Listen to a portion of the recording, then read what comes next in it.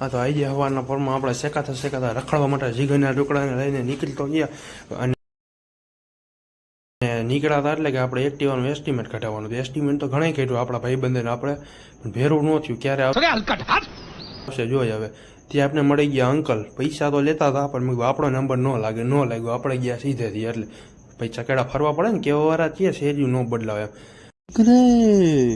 અને પાછી આવી ગયા રાજકોટની ઊંચી બિલ્ડિંગો જઈને આપણને આનંદ આવી જાય. હવે આપણે આટલા બધા અમીર શહેરમાં રહી નહીં એમ કાંઈ હોય. અને ત્યાં આપણે પહોંચી ગયા ઓલાના શોરૂમ પાસે, જ્યાં 2 દી પહેલા ભવાળા હારા મહિલા થયા હતા. અચ્છા, હમકો સિખા રહ્યા હે.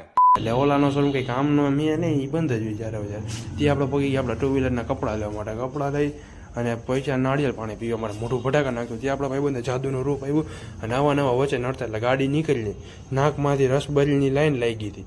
એટલે આપણે લીધી દવા અને પછી ગયા બિલ ભરવા. બિલ ભરાવીને